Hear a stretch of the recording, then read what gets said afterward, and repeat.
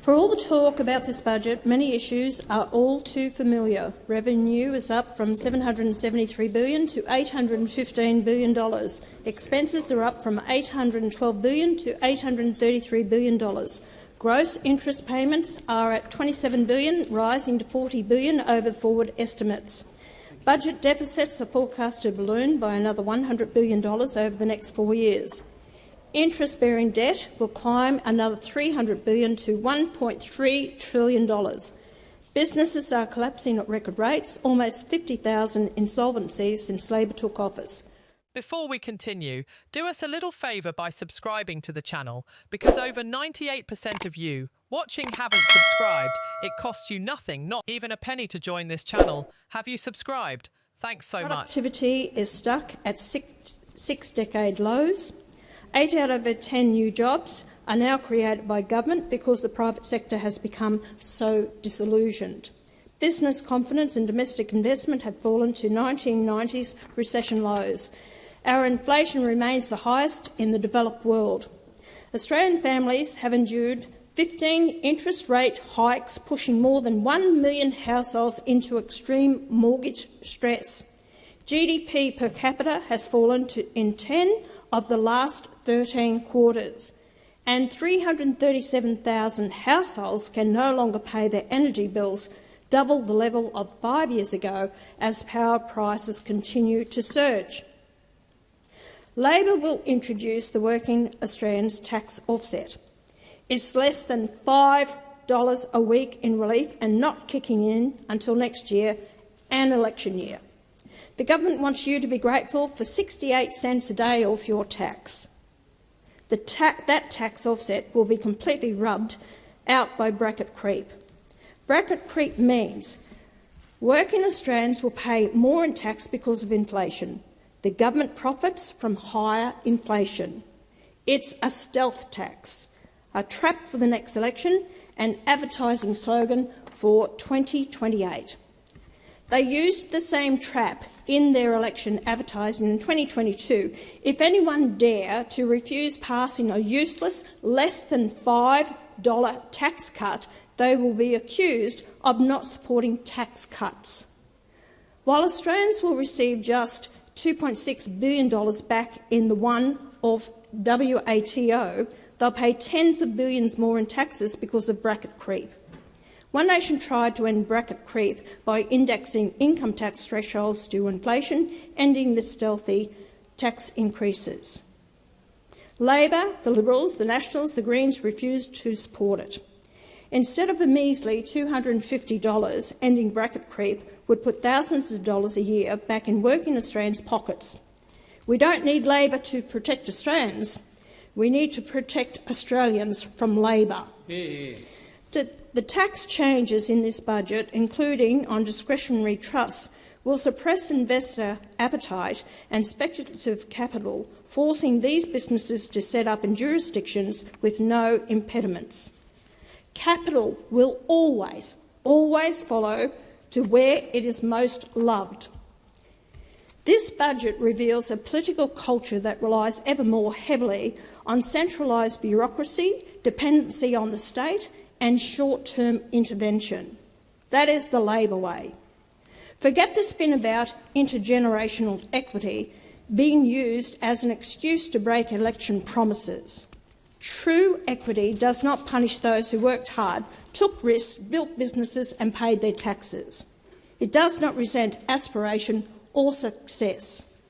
Real intergenerational equity means giving young Australians the same opportunities their parents had. The chance to own a home, raise a family, start a business and get ahead through hard work. Young people are not struggling because older generations succeeded. They are falling behind because governments have chosen subsidies and wealth redistribution over allowing free enterprise to flourish. On the forward estimates, our total liabilities will exceed $1.9 trillion, a burden to be repaid by our children and grandchildren. That is not equity. That is hypocrisy. Changes to negative gearing and capital gains tax will further dampen economic activity, push rents higher and reduce housing supply. As a self-proclaimed scholar of Paul Keating, the Treasurer might have reflected on what happened in 1985 when these same policies were tried and had to be reversed 2 years later. Housing is a national crisis. Only since Labor took office, and I say crisis. More than 40% of the cost of building a new home is government taxes and unnecessary compliance costs. One Nation will take a different approach. We will slash the GST to zero on building materials for homes up to a value of $1 million for the next 5 years. Rapid population growth without matching supply is a recipe for declining living standards. This is not about blaming migrants, it's about recognising limits. But this government has no interest in reducing migration for all the talk. It expects to increase visa application fees from $4.7 billion today to $7.1 billion by 2029-30. Elevated migration is a money spinner. Canada cut migration sharply from 2024 and has now enjoyed 18 straight months of falling rents and easing house prices, something we have strongly advocated. Australia's political class thought they knew exactly how this week would play out. The Treasurer had delivered the budget. Labor MPs were already celebrating. The major parties were preparing for the usual political theatre, and then Pauline Hanson stepped into Parliament and detonated a political grenade. Not a minor criticism, not a routine opposition speech, not another carefully scripted Canberra performance. No. What unfolded was something much bigger, a direct challenge to the entire political establishment. A declaration that Australia is heading in the wrong direction, and according to Hanson, the country now stands at a crossroads. Because while politicians in Canberra are arguing over headlines and media cycles, millions of Australians are asking a much simpler question. Why does life keep getting harder? Why are grocery bills still climbing? Why are power bills becoming impossible for some families to pay? Why are young Australians working harder than ever while home ownership feels further away than ever before? And why does it seem that every budget promises relief but somehow delivers more pressure? That frustration has been building for months. Actually, for years. And this week, Pauline Hanson decided to turn that frustration into a political weapon. Now, whether Australians agree with her or not, one thing became immediately clear. Canberra was listening, because Hanson wasn't simply attacking Labor. She was attacking the entire political system. Labor, the coalition, the Greens, the bureaucracy, the institutions, the culture of government itself. And just moments after her speech began, the reaction started spreading across social media. Supporters called it the most direct budget response delivered this year. Critics accused her of offering simplistic solutions to complex problems. Political commentators immediately began debating whether One Nation was tapping into a growing voter revolt. And that debate is becoming impossible to ignore because this isn't happening in a vacuum. This week, Australians are still dealing with housing affordability concerns. Cost of living pressures remain a dominant political issue. Energy prices continue to be debated across the country, and confidence in major institutions remains under pressure. Against that backdrop, Hanson's message landed with extraordinary force. Her argument was brutally simple. Australia has become a nation drowning in regulation, bureaucracy and debt, and unless something changes, future generations will be left carrying the burden. Now here's where things became truly explosive, because Hanson wasn't offering minor adjustments. She was proposing what she called a fundamentally different direction. A complete departure from the policies that have dominated Australian politics for years. And that phrase, a fundamentally different direction, that became the headline. That became the talking point. That became the political lightning rod. Because the moment she said it, everyone knew exactly what she was implying. The current direction isn't working. According to Hanson, ordinary Australians are being squeezed from every angle. Workers are paying more. Small businesses are struggling, regional communities feel forgotten, veterans feel overlooked, farmers feel ignored, And meanwhile, she argues, governments continue spending money they don't have. Now let's pause here for a second, because this is where the emotional core of the speech emerged. Hanson wasn't talking primarily about spreadsheets. She wasn't talking primarily about economic theory. She was talking about trust, the trust between citizens and government, the trust between taxpayers and politicians, the trust that if Australians work hard, play by the rules and do the right thing, they should be able to get ahead. And according to Hanson, that trust is breaking down.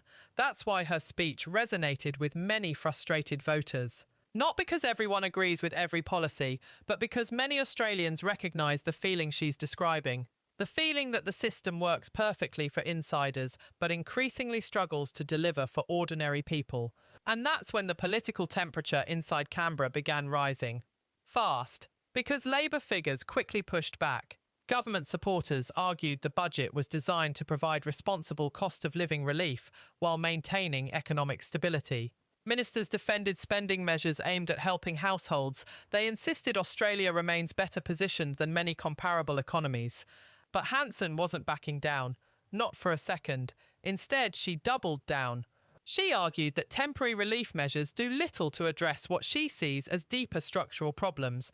And that's where the speech shifted into even more controversial territory: migration, housing, energy, national sovereignty, government spending.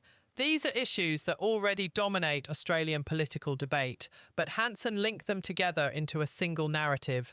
Her argument was that every one of these problems points back to a political class that has become disconnected from everyday Australians. And that message immediately sparked fierce reactions online. Supporters flooded social media praising the speech. Critics accused Hanson of oversimplifying national challenges. Others argued the growing popularity of anti-establishment messages reflects a deeper dissatisfaction with mainstream politics. Whatever side Australians fall on, one reality is becoming increasingly difficult to dismiss. The anger is real. The frustration is real, and politicians from every party are paying attention. Because history shows that when voters feel ignored for long enough, political earthquakes become possible. And as the speech continued, Hanson delivered perhaps her most consequential warning yet. She argued that Australia risks losing not only economic strength but national confidence itself. A nation can survive difficult budgets. A nation can survive economic downturns. But a nation that loses belief in its future faces a far bigger challenge. That warning struck a chord far beyond Parliament House. From regional Queensland to suburban Melbourne, from farming communities to outer metropolitan electorates, the conversation was spreading. And it wasn't staying confined to Canberra. International observers also took notice.